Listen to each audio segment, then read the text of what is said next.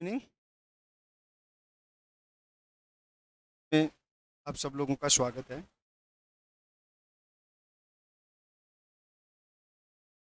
आज हम लोग एक नया टॉपिक स्टार्ट करने जा रहे हैं जो पूरी ऑर्गेनिक केमिस्ट्री का सबसे इम्पोर्टेंट टॉपिक है। ये मान के चलना ये जो हमारा टॉपिक है वो जितनी भी ऑर्गेनिक केमिस्ट्री हम लोग पढ़ेंगे उन सब का बेस है। और बहुत सारे स्टूडेंट्स का ये इशू रहता है, बहुत सारे स्टूडेंट्स पूरी कोशिश करके भी नोमेनक्लेचर नहीं समझ पाते हैं। वैसे देखो, कुछ चीज़ें मैं बता दूँ आप लोगों को। एक्चुअल में नोमेनक्लेचर बहुत ज़्यादा सीखने की चीज़ें नहीं है। नोमेनक्लेचर उस चीज़ का नाम है जिसकी आप जितनी ज़्यादा प्रैक्टिस करते हो वो चीज़ें आपके लिए उतनी ही इजी गोइंग होती जाती हैं।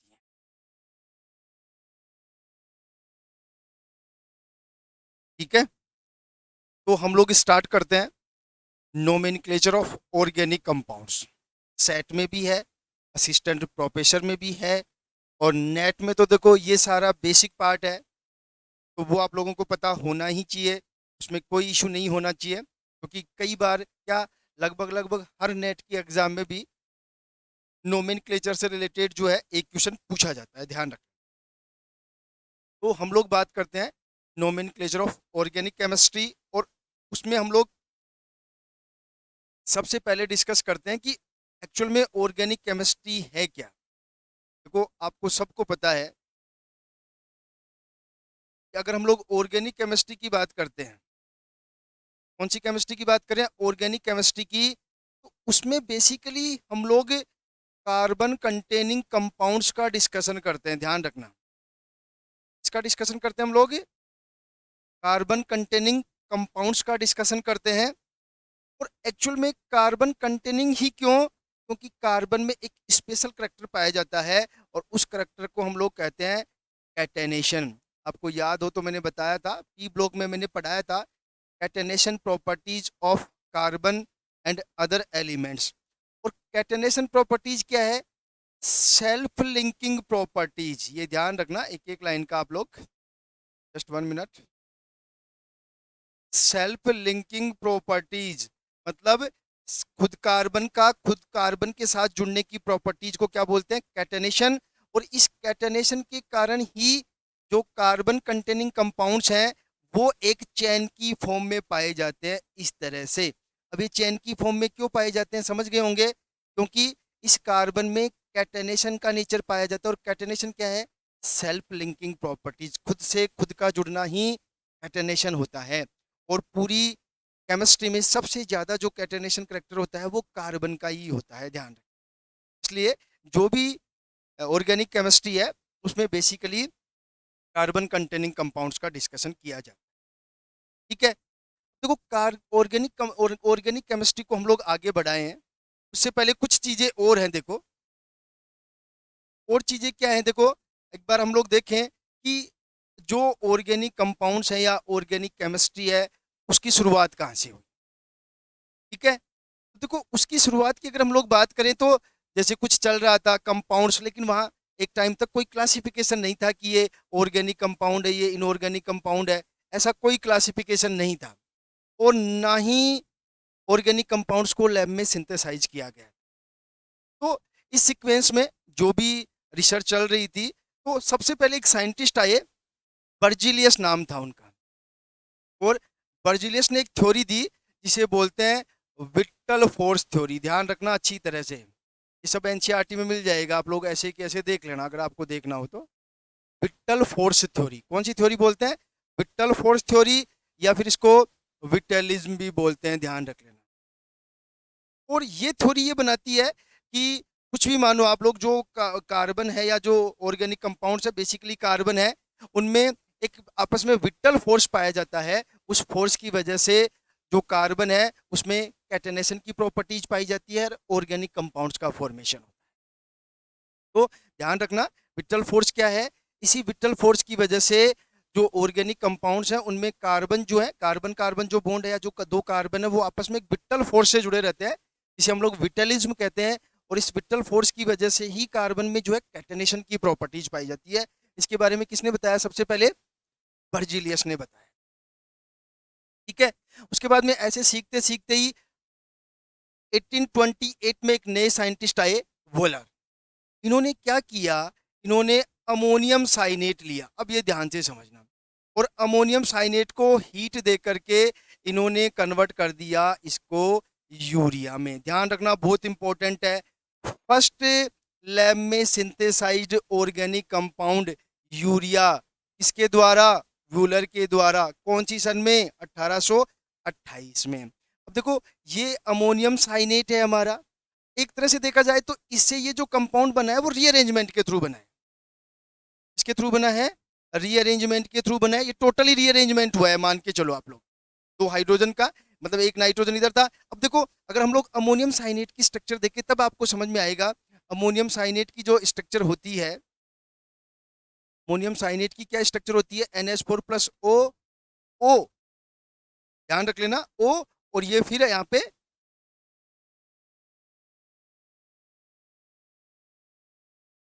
C, और यहाँ पे आपका आ गया N। ये देख लो, आ गया आपका, ये अमोनियम साइनेट का फॉर्मूला है।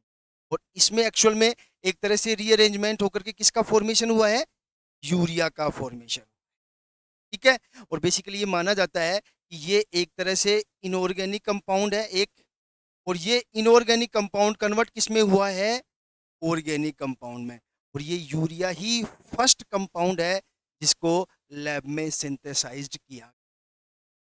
को ये छोटी छोटी चीजें आपको भले ही लगे, लेकिन ध्यान रखना ये इतनी इंपॉर्टेंट चीजें हैं कि एक बेसिक पार्ट आपको हमेशा पता होना। ठीक है, आगे चले, कोई इश्यू नहीं है यहाँ तक। इसके बाद देखो, जो वोलर था उन्हीं का एक स्टूडेंट था, उन्हीं का क्या था, एक स्टूडेंट था, कोल्बे। और कोल्बे ने 1845 में लैब में सबसे पहले एसिटिक एसिड बनाया। ध्यान रख लेना, क्या बनाया, एसिटिक एसिड बनाया। किसने, कोल्बे ने, जो किसका स्टूडेंट था, वोलर का स्टूडेंट था 1845 में। और फिर ये सीक्वेंस चल पड़ी, मतलब फिर लोगों को पता चल गया, लोगों को मतलब साइंटिस्टों को पता चल गया कि ऑर्गेनिक कंपाउंड्स को लैब में सिंथेसाइज किया जा सकता है। जैसे कि सबसे पहले यूरिया को सिंथेसाइज किया गया, उसके बाद लोगों के माइंड में आया कि ऑर्गेनिक कंपाउंड्स को भी लैब में सिंथेसाइज किया जा सकता है। इसलिए फिर वो सीक्वेंस चली। इसी सीक्वेंस में कोल्बे ने एसिटिक एसिड का सिंथेसिस किया, और एक बर्थ लोड थे जिन्होंने 1856 में मीथेन को सिंथेसाइज किया, किसमें, लैब में। ये ध्यान रख लेना। बेसिकली कोई नहीं पूछता ऐसी चीजें, लेकिन कई बार ये वाला क्वेश्चन कई बार आरपीएससी पूछ लेता है। आजकल तो घर नहीं पूछेगा, थोड़ा सा स्टैंडर्ड उसने भी बढ़ा लिया है, लेकिन आज से 5-7 साल पहले ये बड़ा फेवरेट क्वेश्चन हुआ करता था आरपीएससी और अदर एग्जाम्स का, कि first synthesized organic compound, first lab synthesized organic compound. तो आप ध्यान रखना, यूरिया रीअरेंजमेंट के थ्रू बनता है, किसके रीअरेंजमेंट से, अमोनियम साइनेट के रीअरेंजमेंट से। और अगर अमोनियम साइनेट के, अगर हम लोग इसकी स्ट्रक्चर की बात करें तो कुछ इस टाइप की स्ट्रक्चर होती है, ये ध्यान रखें। ठीक है, यहां तक कोई इशू नहीं है किसी को। अब देखो, आगे चलते हैं हम लोग। ये एक जनरल आइडिया मैंने दे दिया है। इसके बाद की क्या कहानी है, देखो हमने क्या पढ़ लिया, ऑर्गेनिक केमिस्ट्री क्या है, क्या हम लोग उसमें पढ़ने वाले हैं। देखो, एक ब्रीफ इंट्रोडक्शन और होता है ऑर्गेनिक केमिस्ट्री का, कि ये सभी जो जीव वगैरह है, जीव जंतु में सब में पाया जाता है। वो बेसिक पार्ट है, वो केमिस्ट्री में नहीं पूछा जाता, वो बेसिकली बायो का पार्ट है। लेकिन यहाँ पे अगर हम लोग देखें तो हमें पता चल गया है इस पूरी सीक्वेंस से कि ऑर्गेनिक कंपाउंड्स को लैब में सिंथेसाइज किया जाने लगा। और आज क्या स्थिति है वो तो आपको पता ही है, वो तो कोई बताने की जरूरत नहीं है। तो लेकिन उसी सीक्वेंस में फिर देखो, अगर बहुत सारे कंपाउंड बन गए, जैसे धीरे धीरे बहुत सारे कंपाउंड सिंथेसाइज किए गए, तो अब उन कंपाउंड को कैसे पहचानेंगे, लिखेंगे कैसे। तो उन सारे कंपाउंड्स को, जो बहुत सारे कंपाउंड जो जिसके जी में आया वही बनाने लग गया। तो फिर प्रॉब्लम ये क्रिएट हुई कि हम लोग इनको पहचाने कैसे, लिखें कैसे इनको। तो फिर उन कंपाउंड्स को रिप्रेजेंट करने के लिए मोलिकुलर फॉर्मूले आए। क्या आए, मोलिकुलर फॉर्मूले आए। और वो मोलिकुलर फॉर्मूले भी अलग अलग तरीके के आए, जो हम लोग डिस्कस करते हैं। देखो, सबसे पहले मोलिकुलर फॉर्मूले की बात करते हैं। और मोलिकुलर फॉर्मूला क्या बताता है, number and types of atom. देखो, किसी भी कंपाउंड का मोलिकुलर फॉर्मूला ये बताता है कि उसमें कितने टाइप के एटम हैं और कितने एटम हैं।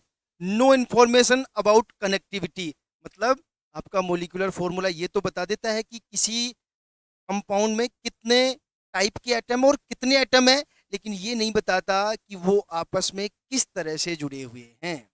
जैसे मान लो, अगर हमें पता है, बाकी अगर आपको कोई ये कह दे, बेसिक आइडिया नहीं हो, C3H8, अब हमें ये बता रहा है कि इस कंपाउंड में 3 तो कार्बन है और 8 हाइड्रोजन है, बट ये नहीं बता रहा कि ये आपस में किस तरह से लिंकिंग है, मतलब आपस में किस तरह से एक दूसरे से लिंक है।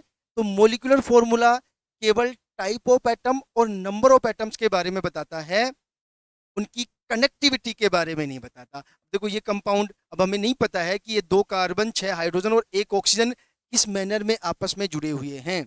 इसमें भी हमें ये पता नहीं है। मोलिकुलर फॉर्मूला हमें पता है, C6H6, 6 कार्बन है 6 हाइड्रोजन है, लेकिन ये मोलिकुलर फॉर्मूला ये नहीं बता रहा है ये 6 कार्बन और 6 हाइड्रोजन किस तरह से जुड़े हुए। ऐसा नहीं है, हमें पता नहीं है, हमें तो पता है, लेकिन हम लोग वो केमिस्ट्री वहां से पढ़ रहे हैं जब मान के चलो कि रियल में वो केमिस्ट्री स्टार्ट हो रही थी, जब लोगों को बिल्कुल भी केमिस्ट्री का पता नहीं। ठीक है, तो ये 6 कार्बन हो गए। तो अब तो हमें ये भी पता है कि कार्बन की वैलेंसी 4 होती है, उसके अकॉर्डिंग हम लोग उसको सेट कर देते हैं। लेकिन हम लोग बात कर रहे हैं केवल मोलिकुलर फॉर्मूले की, कि मोलिकुलर फॉर्मूला बताता क्या है। तो मोलिकुलर फॉर्मूला आपको केवल type and number of atoms के बारे में बताएगा, वो एटम्स आपस में कैसे कनेक्टेड है इसके बारे में वो नहीं बताता। ठीक है, दूसरे फॉर्मूले की बात करते हैं। दूसरा एक हम लोग फॉर्मूला यूज करते हैं, लुईस स्ट्रक्चर। और लुईस स्ट्रक्चर किसके बारे में बताता है? देखो कंपाउंड जो भी हमारा शोज ऑल एटम्स को शो करता है, रिप्रेजेंट करता है, ऑल बॉन्ड्स को रिप्रेजेंट करता है, एंड लोन पेयर्स को रिप्रेजेंट करता है। देखो अगर हम लोग एथेनॉल की बात करें तो इसका मोलिकुलर फॉर्मूला क्या होता है? C2H5 और O, C2H6O होता। इसको हम लोग कैसे लिखते हैं? CH3CH2OH। ठीक है, अब देखो इसको, देखो हमने लुईस स्ट्रक्चर में ऐसे शो किया है, 2 कार्बन है तो दोनों कार्बन शो कर रहा है। ठीक है, और दोनों कार्बन के बीच में जो बॉन्ड है उसको भी शो कर रहा है, 5 हाइड्रोजन है तो पांचों हाइड्रोजन को भी शो कर रहा है, और 2 लोन पेयर है उसको भी शो। तो जो लुईस स्ट्रक्चर है वो सारे एटम्स को शो करेगा, उनके बीच के बॉन्ड्स को शो करेगा, और अगर उन किसी एटम के ऊपर लोन पेयर है तो उसको भी शो करेगा। जैसे अगर हम लोग इथाइल एमीन की बात करें, या फिर मिथाइल एमीन की मान मान लेते हैं हम लोग, चलो इथाइल एमीन की बात कर लेते, तो इथाइल एमीन को कैसे लिखा जाएगा?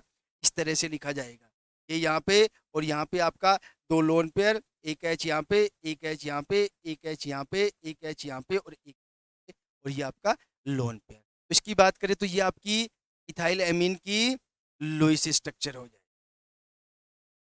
देखो आप कितनी केमिस्ट्री पढ़ लेना, लेकिन एक बेसिक पार्ट जो है वो लगभग हमेशा आपके माइंड में बना रहना चाहिए, कि इस बेसिक पार्ट के दौरान हमें क्या क्या चीजें माइंड में रखनी है। क्योंकि आप किसी भी क्वेश्चन को देखो, क्वेश्चन बहुत बड़ा डेप्थ में नहीं आता है, बस वो हमें डेप्थ में इसलिए लगता है कि उसका बेसिक पार्ट हमें पता नहीं होता है। ठीक है, तो मोलिकुलर फॉर्मूला हो गया, लुईस स्ट्रक्चर हो गई, इसको शो करती है। उसके बाद हम लोग बात करते हैं कंडेंस्ड फॉर्मूला, ये तीसरा कंसेप्ट है हमारा। कंडेंस्ड फॉर्मूला क्या होता है? मतलब कंडेंस्ड फॉर्मूला किस किस को शो करता है? तो देखो, शोज ऑल एटम्स, सारे एटम्स को शो करेगा, देयर कनेक्टिविटी, उनकी कनेक्टिविटी को भी शो करेगा, but no bonds and no lone pair. अगर आपका कंडेंस्ड जो फॉर्मूला है वो आपके सारे एटम्स को शो करेगा, वो एटम्स किस सीक्वेंस में जुड़े हुए हैं उनको भी शो करेगा, लेकिन बॉन्ड्स को शो नहीं करेगा और लोन पेयर्स को शो नहीं करेगा, ध्यान रखना। हाँ, अब आप देख लो, देखो ये इस फॉर्मूले से हमें पता चलता है। देखो एक दो, 2 कार्बन है, 3 और 2 5 और एक 6, 6 हाइड्रोजन है, 6 हाइड्रोजन है, एक ऑक्सीजन है। हमें ये पता है कि ये CH3CH2 से जुड़ा हुआ, CH2O से जुड़ा हुआ और OS से जुड़ा हुआ है, लेकिन इसमें हमें कहीं भी बॉन्ड्स दिखाई नहीं दे रहे हैं, और हमें नहीं पता चल रहा है कि कौन से एटम पर जो है वो लोन पेयर प्रेजेंट। ठीक है, बिल्कुल। तो कंडेंस्ड फॉर्मूला आपको 2 चीजों के बारे में जानकारी देता है, इंफॉर्मेशन देता है। ऑल एटम्स के बारे में बताएगा कि कौन कौन से एटम है, कितने एटम है वो भी बता देगा, वो आपस में किस तरह से किस सीक्वेंस में जुड़े हुए हैं वो भी बता देगा, लेकिन वो बॉन्ड्स के बारे में नहीं बताएगा कि कैसे बॉन्ड बन रहा है, और ना ही वो लोन पेयर्स के बारे में बताएगा कि कौन से एटम पर लोन पेयर है, कौन से एटम पे नहीं।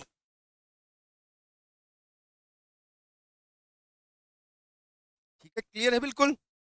अब आगे चलते हैं। ऐसे ही देखो इथाइलामीन में ये CH3 CH2 से जुड़ा हुआ है, CH2 NH2 से जुड़ा हुआ है। बॉन्ड्स कैसे बन रहे हैं वो शो नहीं हो रहा है, किस पे लोन पेयर है ये भी शो नहीं हो रहा है। ठीक है, सेम ये भी कंडेंस्ड फॉर्मूला हो गया।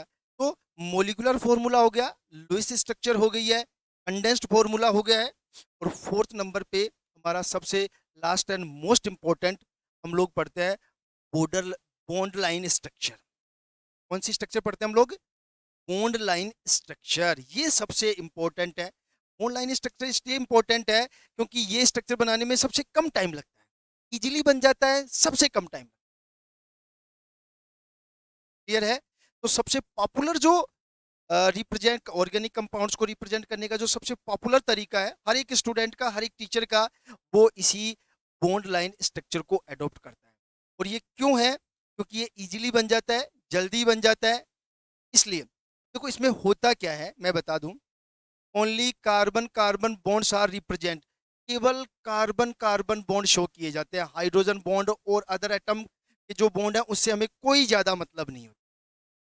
Hetero atoms are always represented. ध्यान रखना, जो हेटेरो एटम प्रेजेंट होता है अगर किसी कंपाउंड में, उसको भी रिप्रेजेंट किया जाता है। अभी बताऊंगा मैं एग्जांपल से, ये आप लोग केवल देख लो, फिर हम लोग डिस्कस करेंगे। उसके बाद largest carbon carbon chain represented in zigzag pattern. जो सबसे लंबी कार्बन चेन होगी उसको जिगजैग पैटर्न में इस तरह से शो किया जाता है, जिगजैग पैटर्न। और लास्ट है double bonds are shown with two line. अगर डबल बॉन्ड है तो दो लाइन के द्वारा शो किया जाएगा, and triple bonds with three lines. अगर ट्रिपल बॉन्ड है तो वो तीन लाइंस के थ्रू शो किया जाएगा। ये चार मोस्ट इंपॉर्टेंट चीजें हैं बॉन्ड लाइन स्ट्रक्चर।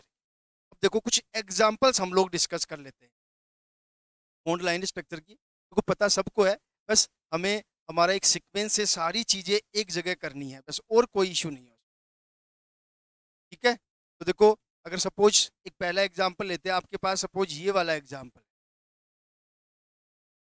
देखो नोमेनक्लेचर हम भले ही पढ़ रहे हो लेकिन बेसिक आइडिया सबको, ये ब्यूटेन है, और इसकी हम लोग बॉन्ड लाइन स्ट्रक्चर बनाएंगे तो देखो चार कार्बन की स्ट्रक्चर इस तरह से। देखो इसको लिखने में कितना टाइम लगा, ये एकदम इजी गोइंग हो गया। अब अगर आपके पास ये वाला कंपाउंड है, मान लो CH2 CH2, और ये मान लो एक और CH2, और ये आपका OH। देखो चार तो कार्बन बना देंगे, ये लो चार कार्बन, और मैंने कहा था हेटेरो एटम को रिप्रेजेंट किया जाएगा, रिप्रेजेंट कर दिया है, और ये आपका H, ध्यान रख लेना। ठीक है, मैंने क्या कहा था, केवल कार्बन कार्बन बॉन्ड को रिप्रेजेंट किया जाएगा। यहाँ पे देखो OH बॉन्ड को रिप्रेजेंट नहीं कर रहे हैं हम लोग, ये सिंपल OH लिख रहे हैं। ऐसे ही अगर आपके पास ये वाला कंपाउंड है सपोज CH3 CH2 CH2 और CHO, इसको अगर हम लोग बॉन्ड लाइन स्ट्रक्चर में लिखेंगे तो कैसे लिखेंगे? देखो चार कार्बन, ये यहाँ पे ये वाला ऑक्सीजन, और ये वाला आपका H, इसको बॉन्ड लाइन स्ट्रक्चर की फॉर्म में कुछ इस तरह से लिखा जाए। सपोज आपके पास कोई ये वाला कंपाउंड है CH2 और ये COOH, इसको कैसे लिखेंगे? देखो चार कार्बन की कहानी है, देखो ये O हो गया, ये वाला O, और ये H, और ये सेकंड कार्बन पे O, और ये वाला, इसको बॉन्ड लाइन स्ट्रक्चर की फॉर्म में कुछ इस तरह लिखा। क्लियर है? एक और एग्जांपल देख लेते हैं, मैंने लिख रखा है कि अगर आपके पास कोई इस टाइप का कंपाउंड है, मान लो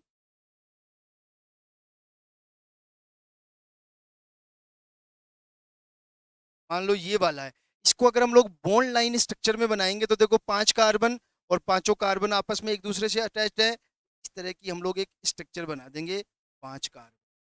आपकी इस कंपाउंड की ये वाली बॉन्ड लाइन स्ट्रक्चर हो जाए।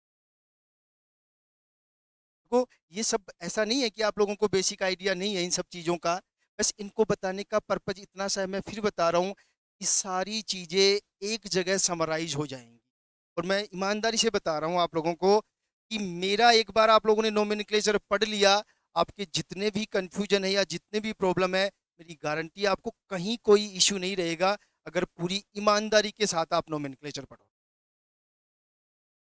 ठीक है, तो हम लोग कहाँ तक पहुंच गए? हमने ऑर्गेनिक केमिस्ट्री के बारे में पढ़ा। ठीक है, उसका थोड़ा सा हिस्ट्री पढ़ा हमने, कैसे इनिशिएट हुआ, और जब हिस्ट्री पढ़ी तो हमें पता चला कि बहुत सारे कंपाउंड बन गए। तो फिर उन कंपाउंड्स को रिप्रेजेंट करने के लिए हम लोगों ने अलग अलग रिप्रेजेंटेशन के तरीके पढ़े कि कौन से तरीके से किस कंपाउंड को कैसे रिप्रेजेंट किया जाए, क्योंकि प्रॉब्लम ये आ गई ना कि बहुत सारे कंपाउंड्स बन गए, तो अब उनको लिखने का अलग अलग पैटर्न भी होना चाहिए जिनसे इजीली पहचाना जा सके उनको। ठीक है, तो एक बेसिक पार्ट हो गया हमारा। अब देखो आगे चलते हैं हम लोग, ऑर्गेनिक केमिस्ट्री पे आ जाते हैं हम लोग अब बिल्कुल पूरी तरह से। देखो कुछ चीजें आपको पहले से ही पता है कि जो एक जनरल आइडिया सबको पता है कि जो कार्बन है उसकी कितनी वैलेंसी होती है, 4 वैलेंसी होती है। 1 2 3 और 4, मतलब 4 बॉन्ड बनाता है। और 4 बॉन्ड बनाता है उस कंडीशन में जो कार्बन होता है उसका हाइब्रिडाइजेशन sp3 होता है। देखो कुछ चीजें मैंने ऑर्गेनिक में करवा रखी हैं, वैसे मैं फिर भी बता रहा हूँ आप लोगों को। कुछ चीजों का मतलब ये है कि वो 4 बॉन्ड हमें बनाने हैं, तो 4 बॉन्ड बनाने हैं तो ये 4 बॉन्ड किस तरीके से बना सकता है। तो देखो हो सकता है चारों के चारों जो बॉन्ड हैं वो सिंगल बॉन्ड हो, पहली सिचुएशन। हो सकता है एक डबल बॉन्ड हो और 2 सिंगल बॉन्ड हो सकता है दोनों डबल बॉन्ड हो, ठीक है, और हो सकता है एक ट्रिपल बॉन्ड हो और एक हमारा सिंगल। बस इन 4 के अलावा कोई पॉसिबिलिटी नहीं बनती है कार्बन के 4 बॉन्ड बनाने। अब देखो इस सारा आपको बताया हुआ है, फिर भी मैं रिपीट कर रहा हूँ। इस कंडीशन में 4 सिग्मा बॉन्ड है, तो इस कंडीशन में इस कार्बन का हाइब्रिडाइजेशन sp3। इस कंडीशन में 3 सिग्मा बॉन्ड है, ये वाला सिग्मा, ये वाला सिग्मा और ये वाला सिग्मा और ये वाला पाई। तो यहाँ पे इस कार्बन का हाइब्रिडाइजेशन है sp2। और यहाँ पे देखो ये सिग्मा, ये सिग्मा, ये पाई और ये पाई, तो केवल 2 सिग्मा बॉन्ड है और 2 सिग्मा बॉन्ड है, तो यहाँ पे ध्यान रखना इस कार्बन का हाइब्रिडाइजेशन हो गया sp हाइब्रिड। और यहाँ पे अगर हम लोग बात करें तो यहाँ पे देखो एक सिग्मा, ये पाई और ये सिग्मा, 2 ही सिग्मा है और 2 सिग्मा है, तो आपका हाइब्रिडाइजेशन क्या हो गया sp। बस ये चार चार भी क्या, ये 4 पॉसिबिलिटी है और इन 4 में ये 3 टाइप का हाइब्रिडाइजेशन पॉसिबल है। ठीक है, लेकिन मोस्ट इंपॉर्टेंट बात वही है कि जो आपका कार्बन होगा वो हमेशा 4 बॉन्ड बनाए उसके अकॉर्डिंग, या इस केवल और केवल हम लोग मोस्ट इंपॉर्टेंट पार्ट तो इसी में डिस्कस करेंगे। इस कंडीशन के अकॉर्डिंग जो आपका कार्बन है, तो कई बार ये क्वेश्चन पूछा जाता है कि इतने डिग्री का कार्बन है, बार बार पढ़ते हैं हम लोग, ये इतने डिग्री का, ये 2 डिग्री का कार्बन, ये 3 डिग्री का कार्बन, ये 1 डिग्री का कार्बन, ये 0 डिग्री का कार्बन है। तो आपको एक बेसिक आइडिया होना चाहिए कि डिग्री ऑफ कार्बन से क्या मतलब है। तो देखो हम लोग बात करते हैं, देखो मैं आपको बता देता हूँ clear cut. Degree of carbon का मतलब है किसी भी कार्बन की अगर हमें डिग्री ऑफ कार्बन निकालना है तो हमें ये देखना है कि वो पर्टिकुलर कार्बन जो है, जो पर्टिकुलर कार्बन, जिस कार्बन की हमें डिग्री ऑफ कार्बन निकालना है वो कितने नंबर ऑफ कार्बन से डायरेक्टली अटैच्ड है। बस सीधी सी बात, ये ध्यान रखें। आई थिंक बात समझ में आ गई होगी कि आपको जिस भी कार्बन का डिग्री ऑफ कार्बन निकालना है उसका ये देखना है कि वो कार्बन डायरेक्टली कितने कार्बन से अटैच्ड है। जैसा कि हम लोग एक एग्जांपल लेते हैं जो मैंने लिख रखा है, देखो समझना। ये कार्बन केवल इस कार्बन से जुड़ा हुआ है तो ये 1 डिग्री कार्बन है। ये कार्बन जो है इससे जुड़ा हुआ है, इससे जुड़ा हुआ है, इससे, ये 3 डिग्री कार्बन है। ध्यान रख लेना अच्छी तरह से, समझ लो। ये कार्बन केवल इससे जुड़ा हुआ है, ये 1 डिग्री कार्बन है। ये कार्बन 2 से जुड़ा हुआ है, ये 2 डिग्री कार्बन है। ये कार्बन केवल एक कार्बन से जुड़ा हुआ है, ये 1 डिग्री कार्बन है। ये कार्बन केवल एक कार्बन से जुड़ा हुआ 1 डिग्री, और ये भी 1 डिग्री। क्लियर है। अगर इसकी बात करें इस पूरे कंपाउंड की, और एक और रह गया ये वाला, ये 1 2 3 और ये 4 कार्बन से जुड़ा हुआ है, तो ये 4 डिग्री कार्बन। अब देखो यहाँ पे अगर हम लोग कहानी लिखें सारी की सारी, तो आपके पास 1 डिग्री कार्बन कितने आ गए हैं, 1 2 3 4 और 5, 5 1 डिग्री कार्बन। 2 डिग्री कार्बन कितने हैं आपके पास, 2 डिग्री ओनली 1 कार्बन है। 3 डिग्री कितने हैं आपके पास, 3 डिग्री भी आपके पास केवल 1 है, ये वाला कार्बन। और 4 डिग्री कितने हैं आपके पास 1 है। तो टोटल आपके पास 8 कार्बन आ रहे हैं। तो आप पहले इधर देखना कि 8 कार्बन ही है ना, 1 2 3 4 5 6 7 8, 8 कार्बन ही है। ध्यान रख लेना इसको। अब देखो ये तो हो गई डिग्री ऑफ कार्बन की बात। इसके साथ ही हम लोग बात कर लेते हैं डिग्री ऑफ हाइड्रोजन की। ये बड़ा इंपॉर्टेंट पहलू है। ये इंपॉर्टेंट पहलू इसलिए है क्योंकि ये दो ही चीजें बार बार हम लोग डिस्कस करते हैं कि डिग्री ऑफ कार्बन कितने, मतलब कितने डिग्री का कार्बन है, कितने डिग्री हाइड्रोजन है, ये भी ध्यान रखना है। तो देखो आपको हाइड्रोजन में क्या ध्यान रखना है, सिंपल सा है, कौन सा हाइड्रोजन कितने डिग्री कार्बन पे जुड़ा हुआ है वो उतने ही डिग्री का हाइड्रोजन हो जाएगा। मींस ये देखो, ये तीन हाइड्रोजन 1 डिग्री कार्बन पे जुड़े हुए हैं, तो तीनों के तीनों हाइड्रोजन 1 डिग्री हाइड्रोजन होंगे, बस इतना सा ध्यान रखना, समझ लेना। कोई भी इशू तो पूछ लेना आप लोग। अब देखो इसकी बात करें तो ये 3 डिग्री है और 3 डिग्री पे एक हाइड्रोजन है, तो ये जो हाइड्रोजन हो गया वो 3 डिग्री हाइड्रोजन हो गया। क्लियर है ना। अगर ये इसकी बात करिए दो हाइड्रोजन की, तो 2 डिग्री पे जुड़े हुए तो दोनों हाइड्रोजन 2 डिग्री हाइड्रोजन हो जाएंगे। अगर इन हाइड्रोजन की बात करें तो 1 डिग्री पे जुड़े हैं तो 1 डिग्री हाइड्रोजन हो जाएंगे। इन तीनों हाइड्रोजन की बात करें तो ये भी 1 डिग्री हाइड्रोजन हो जाएंगे। इन तीनों हाइड्रोजन की बात करें तो 1 डिग्री हाइड्रोजन हो जाएंगे, और यहाँ पे बात करें तो ये भी 1 डिग्री हाइड्रोजन हो जाएंगे। इसका मतलब एक चीज निकल के आई है कि अगर आपका 1 डिग्री कार्बन है तो उस पर हमेशा 3 हाइड्रोजन होंगे। चेक कर लो आप लोग। अगर आपका 2 डिग्री कार्बन है तो उस पर हमेशा 2 हाइड्रोजन होंगे, और अगर आपका 3 डिग्री कार्बन है तो उस पर 3 हाइड्रोजन, सॉरी, 1 हाइड्रोजन होगा। ठीक है। और अगर आपका 4 डिग्री कार्बन है तो उस पर कोई हाइड्रोजन नहीं होगा, आप चेक कर लो चाहे। इसका मतलब हम लोग क्या कह सकते हैं, इस पूरे कंपाउंड में 1 डिग्री हाइड्रोजन कितने होंगे। 1 डिग्री हाइड्रोजन कितने होंगे, देखो एक 1 डिग्री पे 3 हाइड्रोजन है, कितने कार्बन है 1 डिग्री 5, तो 5 को 3 से मल्टीप्लाई करेंगे तो 15 तो 1 डिग्री हाइड्रोजन हो जाएंगे, ध्यान रख लेना। 2 डिग्री की बात करें, 2 डिग्री हाइड्रोजन की, तो 2 डिग्री एक कार्बन है, और एक को कितने से मल्टीप्लाई करेंगे 2 से, तो 2 हाइड्रोजन हो गए 2 डिग्री। 3 डिग्री हाइड्रोजन की बात करें तो देखो एक ही कार्बन है, एक पे एक ही जुड़ता है, तो कितना आएगा 1 हाइड्रोजन। और 4 डिग्री हाइड्रोजन तो कुछ होता ही नहीं है, तो आपके पास टोटल कितने हाइड्रोजन आ गए, 18 हाइड्रोजन, जिनमें से 1 डिग्री 15 हाइड्रोजन, 2 डिग्री 2 हाइड्रोजन, और 3 डिग्री 1 हाइड्रोजन। और आपको वो तो पता है ही, 1 डिग्री का मतलब प्राइमरी, 2 डिग्री का मतलब सेकेंडरी, 3 डिग्री का मतलब टर्सरी, और 4 डिग्री का मतलब क्वाटरनरी। ये तो आपको सबको पता ही है। मतलब 1 डिग्री का मतलब प्राइमरी, 2 डिग्री का मतलब सेकेंडरी, 3 डिग्री का मतलब टर्सरी, और 4 डिग्री का मतलब क्वाटरनरी। बस इतना सा ध्यान रखें। क्लियर है। तो आपको ये अब कहानी समझ में आ जानी चाहिए कि हम लोग कैसे डिसाइड करेंगे कि जो कंपाउंड हमें दिया गया है उसमें कौन सा कार्बन कितने डिग्री का है, और कितने टाइप के हाइड्रोजन्स हैं, कौन सा हाइड्रोजन कितने डिग्री का है, वो सारा आपको जनरल आइडिया। चलो कुछ एग्जांपल्स और देखते हैं। देखो अब आप लोग समझ जाओगे, कोई इशू नहीं आएगा। देखो ये कार्बन आपको सबको पता है कितने डिग्री होगा, 3 डिग्री हाइड्रोजन, 3 डिग्री कार्बन है ये, कितने डिग्री है 3 डिग्री। ये वाला, सॉरी, डिग्री नहीं है, 3 तो हाइड्रोजन है, ये सॉरी, ये 1 डिग्री है, ये वाला आपका 3 डिग्री है, ये वाला आपका 2 डिग्री है, ये वाला 2 डिग्री, ये वाला 2 डिग्री, ये वाला 2 डिग्री, और ये वाला। तो आप लोग समझ रहे होंगे मैंने क्या कहा था। आपको बस इतना सा देखना है कि एक कार्बन डायरेक्टली कितने कार्बन से जुड़ा हुआ है। तो ये कार्बन है तो केवल एक ही कार्बन से जुड़ा हुआ है तो 1 डिग्री हो गया। ये वाला जो कार्बन है वो 3 कार्बन से, इससे इससे और इससे जुड़ा हुआ है तो 3 डिग्री हो गया। ये कार्बन 2 से ही जुड़ा हुआ है, इससे और इससे, तो ये 2 डिग्री हो गया। ये कार्बन भी 2 से जुड़ा हुआ है, इससे और इससे, तो ये भी कितने डिग्री हो गया 2 डिग्री। ये कार्बन भी 2 से जुड़ा हुआ है तो ये भी 2 डिग्री। तो देखो क्या कहानी निकल के आई, 1 डिग्री कार्बन कितने हैं 1, 2 डिग्री कार्बन कितने हैं 5, और आपका 3 डिग्री कार्बन कितने हैं 1, 4 डिग्री कार्बन आपके पास नहीं है, ध्यान रखें। अब देखो हाइड्रोजन्स की बात कर लें तो 1 डिग्री हाइड्रोजन कितने होंगे, देखो 1 × 3, तो कितने आए 3। 2 डिग्री हाइड्रोजन कितने होंगे भाई, देखो 5 हैं, और 5 × कितना करेंगे 2 करेंगे 10, और 3 डिग्री कितने हैं, एक कार्बन है, इसको एक से मल्टीप्लाई करेंगे तो ये आपका टोटल हाइड्रोजन आ जाएंगे 14, जिनमें से 3 हाइड्रोजन 1 डिग्री, 10 हाइड्रोजन 2 डिग्री, और एक हाइड्रोजन आपका 3 डिग्री होगा। अब आप टोटल हाइड्रोजन काउंट करो, देखो 3 हाइड्रोजन यहाँ पे, 3 और 1 4, 5 6 7 8 9 10 11 12 13 और 14, बिल्कुल 14 हाइड्रोजन हैं, हमने बिल्कुल सही किया है।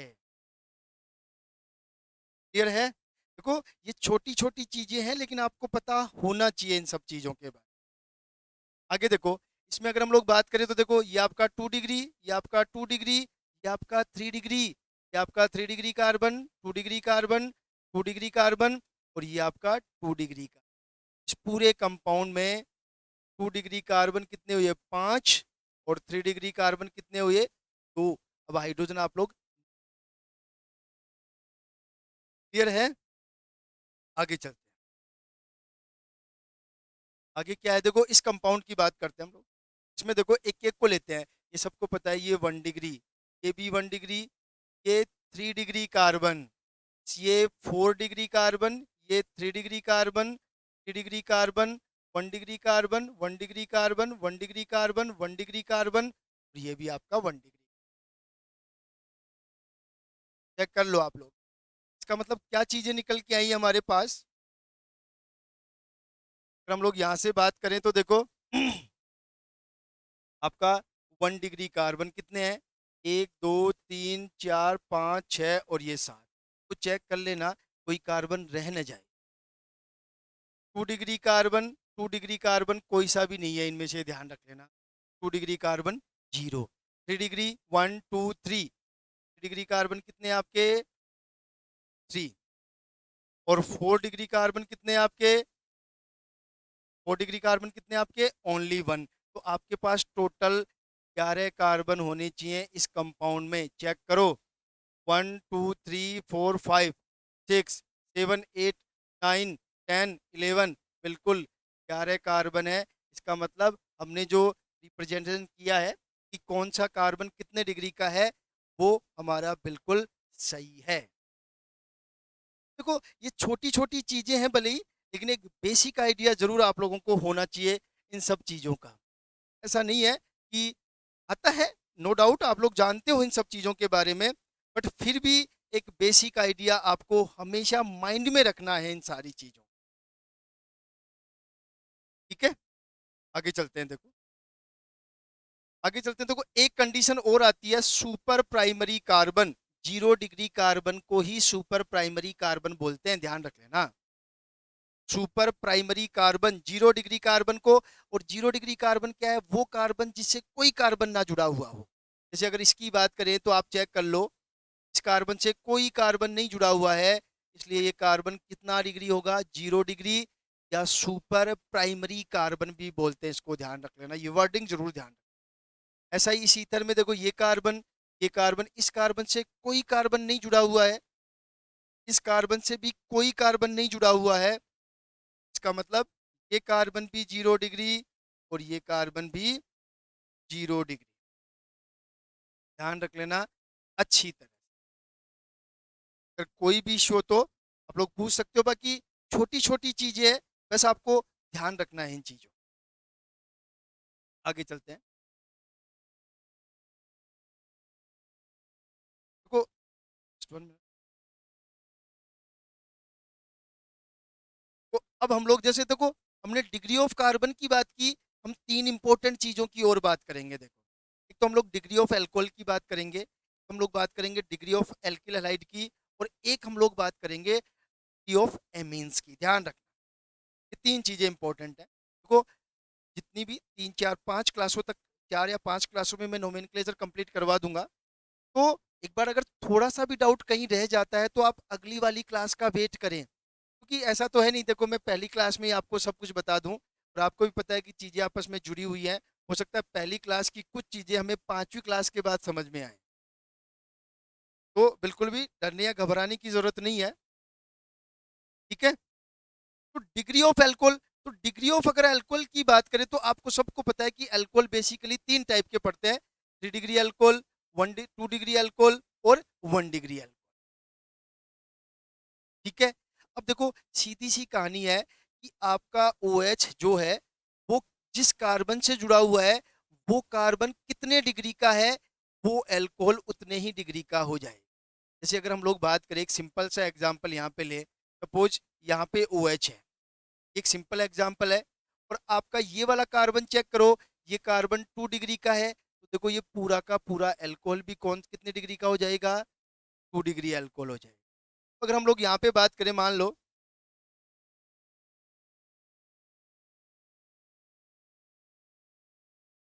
देखो, अगर हम लोग यहाँ पे बात करें इस तरह से कुछ, ये मान लो ये वाली सिचुएशन है, और मान लो यहाँ पे OH है, तो आपको कुछ नहीं करना, आप उस कार्बन को चेक करो जिस पे ये जुड़ा हुआ है। और अब आप देखो ये कार्बन, तीन कार्बन से, एक दो और इन तीन कार्बन से जुड़ा हुआ है, 3 डिग्री कार्बन है। और 3 डिग्री कार्बन पे ओ OH जुड़ा हुआ है, तो ये एल्कोहल भी कितने डिग्री का हो जाएगा आपका? 3 डिग्री एल्कोहल हो जाएगा। अगर हम लोग सिंपल से तरीके से लिखे यहाँ पे, देखो ये आपका 1 डिग्री एल्कोहल है, ध्यान रख लेना, क्योंकि ये कार्बन है, ये कार्बन केवल एक कार्बन से जुड़ा हुआ है, तो ये कार्बन 1 डिग्री है। और 1 डिग्री कार्बन से जुड़ा हुआ है, तो ये जो एल्कोहल होगा वो भी, ये पूरा का पूरा जो एल्कोहल होगा वो भी 1 डिग्री एल्कोहल होगा। अगर इसकी बात करें हम लोग यहाँ पे, ये आपका 2 डिग्री, और ये अल्कोहल भी आपका 2 डिग्री।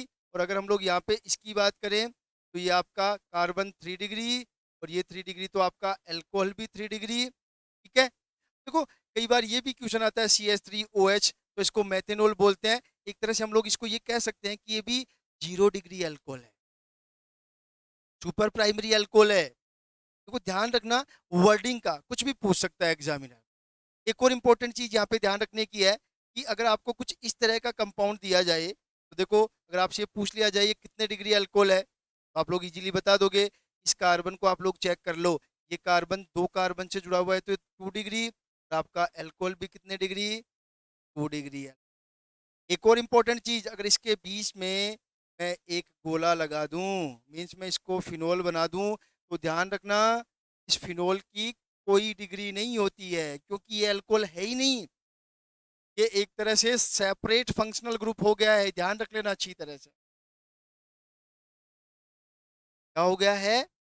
एक अलग फंक्शनल ग्रुप हो गया है। मैंने बता रखा है, जब आप एक इंट्रोडक्शन के चैप्टर में पढ़ोगे, मैंने बता रखा है सारे फंक्शनल ग्रुप्स के बारे में, तब आपको पता चलेगा। क्योंकि अगर यहाँ की हम तीनों चारों की कहानी देखें, तो डिग्री ऑफ एल्कोहल समझ में आ गया। कहानी में क्या बता रहा था, अगर हम लोग H2O से स्टार्ट करें, कहाँ से स्टार्ट करें? HOS से स्टार्ट करें, और इसमें एक H को R से रिप्लेस कर दें, तो ये तो आपका हो जाएगा अल्कोहल, ध्यान रख लेना। अगर दोनों H को रिप्लेस कर दें, अगर ऐसे कर दें, तो आपका हो जाएगा ईथर। और अगर इसको हम लोग फेनिल ग्रुप से रिप्लेस कर दें कुछ इस तरह से, ध्यान रखना, तो ये आपका बन जाएगा होल। तो ध्यान रखना, अगर आपसे कोई पूछ ले कि फिनोल में अल्कोहल की क्या डिग्री है, तो कोई डिग्री नहीं है, वो कंपाउंड ही अलग है, उसकी कोई डिग्री नहीं होगी, ध्यान रख लेना इस बात का। तो समझ में आ गया कैसे आप बता सकते हो ये कितने डिग्री अल्कोहल है? कहीं से भी कुछ भी पूछ ले वो आप लोगों को, आपको एक जनरल आइडिया हमेशा माइंड में रहना चाहिए, कहीं कोई इशू नहीं आना चाहिए आप लोगों को। अगर कोई आपसे ये पूछ ले अब इस कंपाउंड में कि जो अल्कोहल है वो कितने कितने डिग्री है, तो ध्यान से देखो, ये कार्बन है और ये कार्बन एक ही कार्बन से जुड़ा हुआ है, तो ये 1 डिग्री कार्बन है, तो ये पूरा का पूरा अल्कोहल 1 डिग्री। ये कार्बन है, ये कार्बन तीन कार्बन से जुड़ा हुआ है, और तीन कार्बन से जुड़ा हुआ है, तो 3 डिग्री, तो ये अल्कोहल भी 3 डिग्री। और ये आपका OH, ये जो है 2 डिग्री कार्बन है, एक ये वाला और एक ये वाला, और 2 डिग्री अल्कोहल से जुड़ा हुआ अल्कोहल हमेशा 2 डिग्री अल्कोहल ही होगा, ये ध्यान। तो डिग्री ऑफ एल्कोहल क्या होगा, समझ गए आप लोग? अब हम लोग आगे बात करें, डिग्री ऑफ एल्कोहल के बाद बात करते हैं हम लोग degree of alkyl halide. Same चीज है जो एल्कोहल में है, बस यही देखना है जो हेलोजन जिस कार्बन से जुड़ा हुआ है वो कार्बन कितने डिग्री का है, बस ये ध्यान। वही सुपर प्राइमरी भी आप समझ गए, अब कोई दिक्कत नहीं आएगी। तो हम लोग एक सिंपल से एग्जांपल से स्टार्ट कर लें। मान लो ये एक्स है, ये ये आपका 1 डिग्री एल्किल हैलाइड हो गया है। कुछ इस तरह की सिचुएशन है, अगर ये आपका चेक कर लो, ये आपका 2 डिग्री एल्किल हैलाइड हो गया है। और अगर कुछ इस तरह की सिचुएशन है, मान लो यहाँ पे एक्स है, ये 3 डिग्री कार्बन से जुड़ा हुआ है, एक से जुड़ा हुआ है, एक से जुड़ा हुआ है, ये 3 डिग्री, तो ये आपका एल्किल हैलाइड भी कितना होगा कि, ये ध्यान देखो। कुछ भी बेसिक पार्ट हो, भले ही आपको कितना ही इजी लगे चीजें, चाहे टफ लगे, लेकिन पता आपको सारी चीजों का होना है।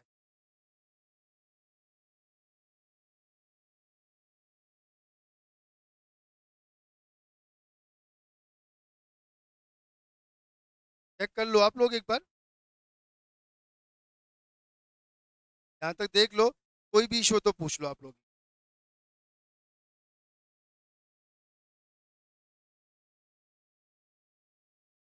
1 मिनट।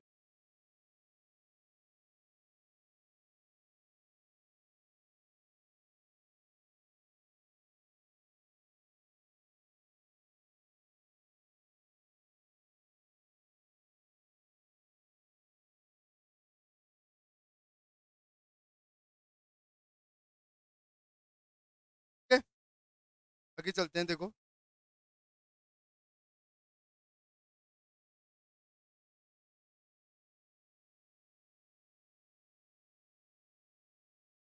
तो आपका डिग्री ऑफ एल्कोहल हो गया है, डिग्री ऑफ एल्किल हैलाइड्स हो गया है। अब हम लोग बात करते हैं डिग्री ऑफ एमीन्स की।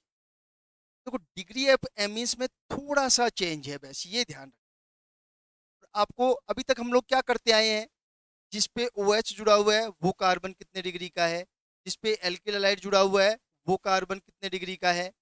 लेकिन आप ध्यान रखना, अब यहाँ पे ये नहीं देखा जाएगा एमीन्स में। देखो, एमीन्स का फॉर्मूला तो आपको पता होता ही है, RnH2। अमोनिया डेरिवेटिव होते हैं एक तरह से एमीन्स, ध्यान रख लेना। कौन से डेरिवेटिव होते हैं? अमोनिया डेरिवेटिव होते हैं। और अमोनिया डेरिवेटिव होते हैं तो आपको ये देखना होता है, तो नाइट्रोजन है उस पे कितने तो कार्बन है और कितने हाइड्रोजन हैं। यहाँ पे अगर हम लोग इस तरह की कुछ बात करें, देखो, अगर यहाँ पे मैं ऐसा लिख दूं, यहाँ पे CH2 और ये R मान, दूसरा मैं लिख दूं ये N, ये CH2, ये R, ये CH2, ये R और ये H। तीसरा मैं लिख दूं ये H को हटा दो शौर्य, मैं लिख दूं यहाँ पे RCH2N, CH2R और ये CH2R। ठीक है, और एक जो लास्ट का है वो अगर हम लोग ऐसे लिख दे, मान लो CH2R, CH2 यहाँ पे R, CH2R और यहाँ पे CH2R। बट यहाँ पे हमेशा पॉजिटिव चार्ज, क्योंकि मैंने बता रखा है नाइट्रोजन कभी भी 3 से ज्यादा बॉन्ड नहीं बनाएगा, अगर बनाएगा तो विद पॉजिटिव चार्ज बनाएगा, क्योंकि चौथा बॉन्ड कोऑर्डिनेशन बॉन्ड होता है, ध्यान रख लेना अच्छी तरह से।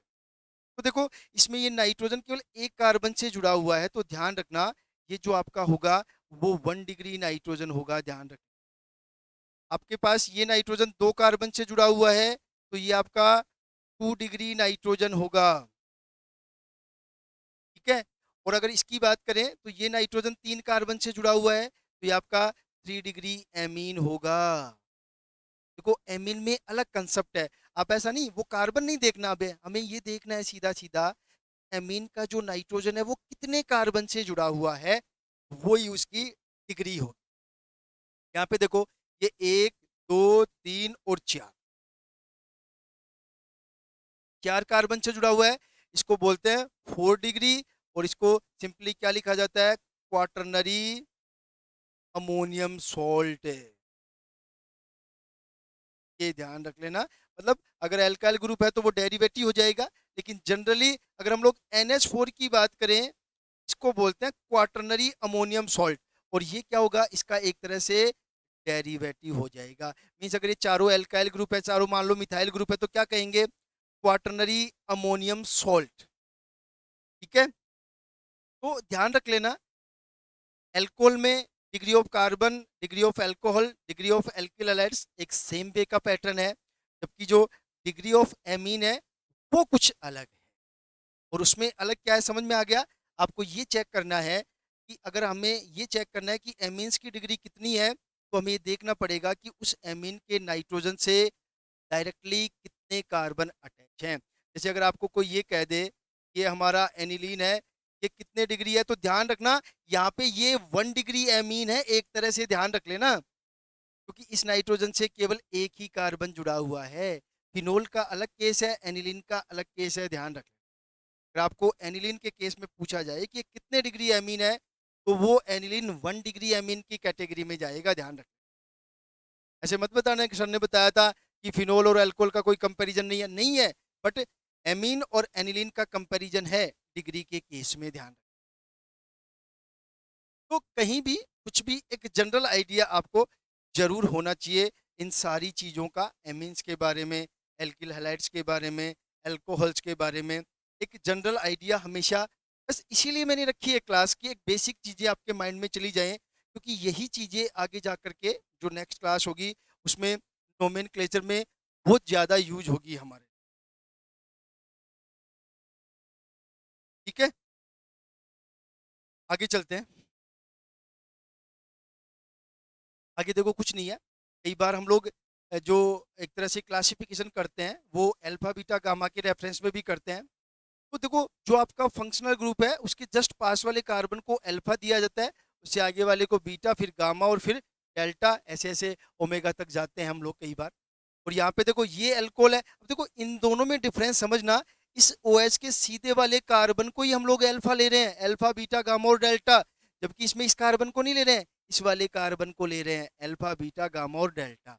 यहाँ पे आप सबको पता है ये अल्फा, ये बीटा, ये गामा, और इधर बात करें तो ये CO, ये हमारा मेन फंक्शनल ग्रुप, इसके पास वाला अल्फा, फिर बीटा, फिर गामा, फिर डेल्टा।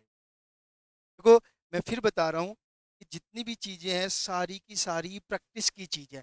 बस एक बार आप थ्योरी देख लो जो मैं पढ़ा रहा हूँ, बाकी इसको बार बार रिपीट करने की या बार बार देखने की जरूरत नहीं है। बस जब भी ऑर्गेनिक केमिस्ट्री पढ़ो इन सारी चीजों को माइंड में रख करके अप्लाई करते रहना हर चीज पे। कहीं भी किसी भी कंपाउंड में नोमेनक्लेचर से रिलेटेड कुछ भी आए तो एक बार सारे कंसेप्ट अपने रिवाइज कर लो। ठीक है? तो एक बेसिक आइडिया जो मेरे को बताना था आप लोगों को ऑर्गेनिक केमिस्ट्री के बारे में, कुछ बेसिक चीजें जो मेरे को बतानी थी वो सारी चीजें मैंने बता दी हैं। कल हम लोग पढ़ेंगे, कल जो हम लोग आगे जो सेकंड लेक्चर होगा हमारा वो होगा क्लासिफिकेशन ऑफ ऑर्गेनिक कंपाउंड। और फिर धीरे धीरे इस क्लास के बाद में हम लोग धीरे धीरे टोटली नोमेनक्लेचर पे आ जाएंगे। और नोमेनक्लेचर आपको पता है, अगर असिस्टेंट प्रोफेसर की बात करें तो पूरे 10 क्वेश्चन आएंगे, सेट की बात करें तो कम से कम भी 2 से 3 क्वेश्चन आएंगे, और नेट की बात करें तो नेट में भी कई बार पूछा जाता है डायरेक्टली क्वेश्चन, लेकिन उससे अटैच्ड क्वेश्चन जरूर आता है नोमेनक्लेचर से, क्योंकि नोमेनक्लेचर का बेसिक आइडिया जरूर हो। ठीक है? तो आज के लिए इतना ही। नेक्स्ट क्लास कल आपको मिल जाएगी। आप लोग इस चैप्टर को जरूर बहुत अच्छे से पढ़े, रेगुलरली पढ़े, और प्रैक्टिस के लिए मैंने असाइनमेंट शीट डाल रखी है, आप खूब प्रैक्टिस करें। और भी चाहिए क्वेश्चंस प्रैक्टिस के लिए तो आप लोग मेरे से बोल सकते हैं। प्रैक्टिस मैक्सिमम होनी चाहिए आप लोग। ठीक है? तो आज के लिए इतना ही, कल मिलेंगे, तब तक के लिए सबको शुभ रात्रि।